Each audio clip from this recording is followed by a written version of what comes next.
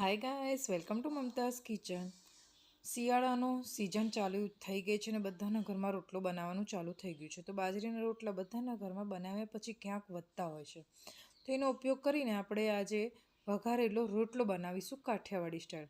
તમને જો મારી રેસીપી ગમતી હોય તો ચોક્કસથી લાઇક અને શેર કરજો અને ચેનલને સબસ્ક્રાઈબ ના કરી હોય તો જરૂરથી કરી દેજો. અહીંયા આપણે બાજરીના લોટનો રોટલો લીધો છે. અહીંયા મેં એક જ રોટલો લીધો છે. તમે ઈચ્છો એ પ્રમાણે રોટલાનું પ્રમાણ રાખીને બનાવી શકો છો. તેને રફલી તોડી લેવાનો છે. જો રોટલો પડ્યો રહ્યો હોય ને તેનો પણ તમે ઉપયોગ કરી શકો છો. અહીંયા મેં 2 ચમચી જેટલું તેલ લઈ લીધું છે. એક કડાઈમાં થોડું જીરું લઈ લઈશું. જીરું ખીલી જાય પછી ચપટી હિંગ લેવાની છે અને લીલું લસણ સમારીને લીધું છે.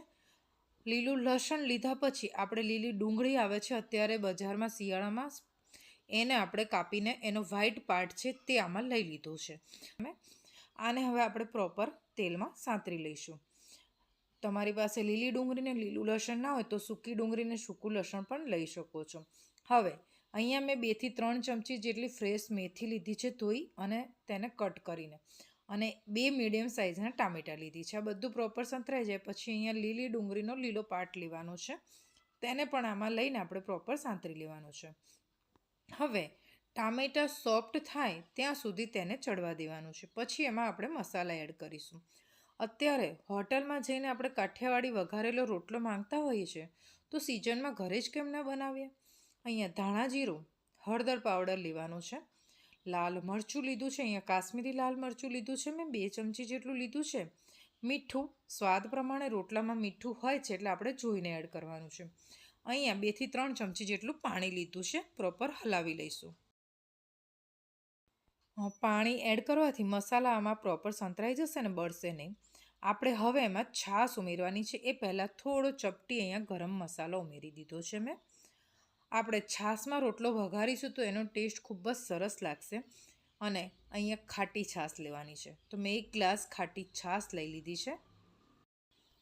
હવે મસાલામાં છાશને પ્રોપર મિક્સ થાય અને એમાં 1-2 બબલ્સ જેવું થાય, બોઇલ જેવું, ત્યારે એમાં આપણે રોટલાના ટુકડા ઉમેરવાના છે. તમે જોઈ રહ્યા છો સરસ છાશ મિક્સ થઈ ગઈ છે. તો હવે એને મિક્સ કરીને આમાં આપણે રોટલાના ટુકડા જે કટ કરીને રાખ્યા તે લઈ લઈશું. શિયાળામાં આવી રીતના જો વઘારેલો રોટલો મળે તો આની સાથે બીજા કશાયની જરૂર પડતી નથી.